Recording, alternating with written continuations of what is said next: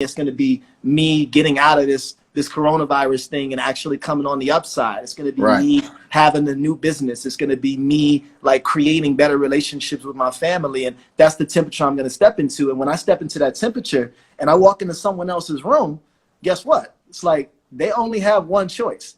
They either rock with the temperature that I'm at and they're like, oh, I like that 80. That shit is nice. Or they're like, yo, like, I don't like this temperature. And they leave. Yes. And that's okay. Let them go. But don't you walk into somebody else's room and then be like, yo, you know what? Like, I don't know if they like this temperature. Like, you know, I'm at 80, but they want to be at a 70. Fuck that. Like, you set the stage. Let me introduce Marco. So Marco is the first guy to ever have an influencer marketing company. All right. If he created the word influencer marketing. Okay. So before all these different people was here and all these different people was actually saying, oh, influencer and marketing, and they merged that together. That was Marco. Okay. I met Marco literally what, 14 years ago? Yeah, 2 years? How old? Like 13, 14 years, man. Damn. 14 years ago. All right. Similar to Matty J. Okay. This guy literally built the first influencer marketing company to $30 million. All right. Now, this is your time right now. I want to see all bars in the comment box. Type it. All bars. All right. So let's go, Marco. Let's hit them with some bars, something that they can really take action on for this pandemic. We know you're a speaker of the Ground Zero Summit, and we all doing this pro bono for the people out there. But we need them to invest in themselves, because people that pay attention. All right. If it's no transaction, there's no transformation. So let's get this thing going. So let's talk to the people, Marco.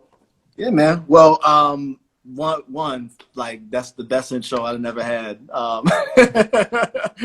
For sure. It is pretty cool, because sometimes you know, I don't even take that slowdown to really count a lot of my blessings. And that's part of one of the biggest things that I learned through this process, and that I want to speak about at the Ground Zero Summit, is how you have this well-rounded view of every area of your life. And for me, you know, achieving the $10 million raise, the $30 million revenue, like all of that stuff took work. It was hard, right? Like it took a lot of effort. It took a lot of like sacrifice. It took a lot of learning, a lot of growth, a lot of like reaching out to people and taking a lot of risk. And through that process, though, like the biggest things that I learned actually didn't come from those accomplishments. They came from the lessons that I got from what things didn't go right, and what things like didn't actually work out, and what things that I missed the mark on. And part of that really started leading me into this area where I adopted this philosophy of being the creator of my reality in every single aspect, right? And realizing that, like, not just me being like, all right, cool, I want to have a, you know, $40 million business, but that, well, what if I wanted to have a $40 million business, and I also wanted to have this awesome wife, and I also wanted to have this awesome family, and I also wanted to be happy, and I also only wanted to work 4 hours a day, and I put all of that together. And normally what would happen is my mind would say, like, that's not possible. I got to do like one first, and then the other one, and then I'll set up this thing for this next one. But I started moving into this mindset of like, yo, I'm the creator to the fullest. And probably like one of the things that I talk about a lot is this concept of being the thermostat instead of the thermometer, right? And this plays so much into it. So you imagine like a thermostat, and the thermostat like actually changes the temperature, right? Like it says like, all right, I'm gonna set my temperature to 80, right? And the thermometer just reads whatever the temperature is. So you walk into a room and it's like it's 70, and it just tells you like I'm cold. So what I started realizing in my life is when I decide to set the temperature in my life to whatever it is that I want, like, yo, my temperature is I'm about to like kill this business, or I'm about to have a great time tonight, or I'm going to go meet this person that is the person I want to be my mentor, then I actually decide what type of temperature and what type of environment that I create in my world and that other people feel when they step into my world. Right now, we spend a lot of our times being the thermometer and just reacting to everything around us. So we see our shitty environment and we're like, yo, I don't really have no money, and like things aren't really going great. So like, obviously I can't really create anything. And we respond to it's cold, right? Rather than us being like, well, you know, I know it's cold right now, but I'm the one that controls my thermostat, right? I'm the one that turns that shit to 80.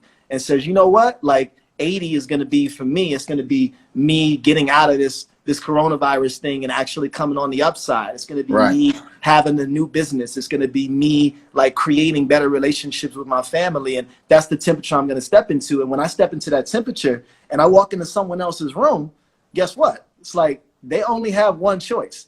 They either rock with the temperature that I'm at and they're like, oh, I like that 80. That shit is nice. Or they're like, yo, like, I don't like this temperature. And they leave. Yes. And that's okay. Let them go. But don't you walk into somebody else's room and then be like, yo, you know what? Like, I don't know if they like this temperature. Like, you know, I'm at 80, but they want to be at a 70. Fuck that.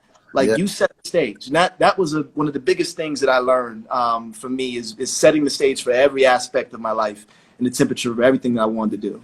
All right, that was dope. And for people who, because I know you raise money, and I know we have a lot of entrepreneurs on here. Yeah. And what were some of the key elements that help you raise money? What was those 3 keys that you can give them in order for them to successfully raise some money as an African American?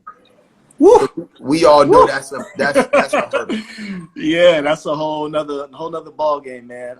So a few things that are key. So pulling off of the whole thermostat thing, I think that one of the things that I did a very good job at is I created my environment with investors, and I built whatever story that I wanted to tell, like before it was even there, right? So before I had a business that was doing millions of dollars or whatever, I was painting the vision of a business that is going to do that. And I was walking the walk and talking the talk as somebody who had already been there.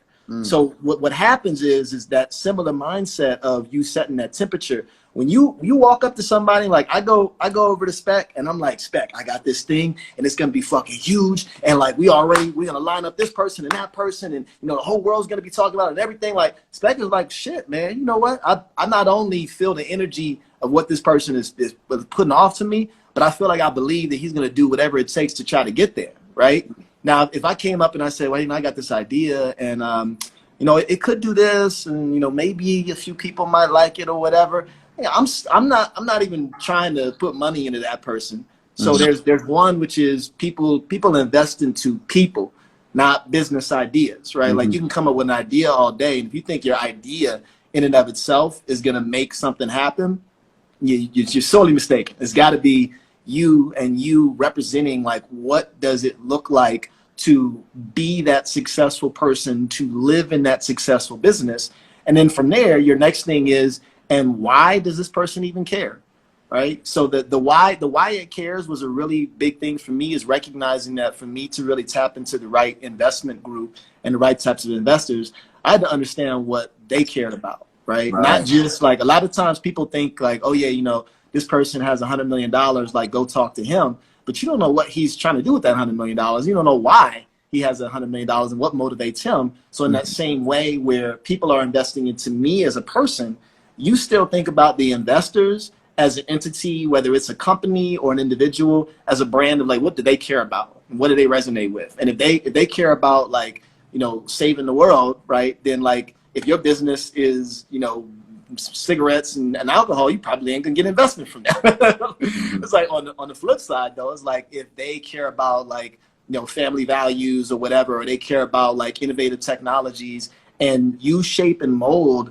the design of the type of people you go to invest with in the mindset of like, well, who matches up and aligns with my vision, then all of a sudden you create way more synergy. So create that, craft that story of who you are, and then craft that story of the perfect investor, and envision that dude too. Envision that person as well. Right. And now the alignment comes into play, where one of the things I used to do a lot with investors is I qualify them. I'd be interviewing them. I'm like, yo, I got to figure out whether or not you are going to get the privilege to invest in me. So this creates a whole dynamic where like, I'm like the hot thing. I'm like, I'm an entrepreneur. I got this vision. This shit is going to happen one way or the other.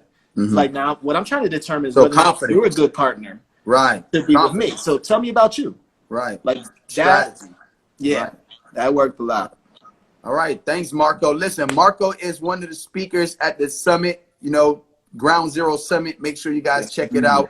He's going to be breaking down mindset, his journey from ground zero all the way to where he's at right now, which is, you know, a guy who has a $30 million company, and now he's on to bigger and better things. And honestly, this is one of my partners right now. We have an amazing opportunity to really change the world, and it's gonna happen right now. We're in the process of the wireframing and all that. Like, I'm so excited about this journey. It's gonna be so dope. It's gonna be the best thing ever, and it's all about the community, and it's all about for you guys to be able to invest into your favorite influencer, all right, and change the way that you support them. So game changer, trust me, game changer. All right, Marco, thanks. See you at Ground Zero, brother. All right, bro, take it easy.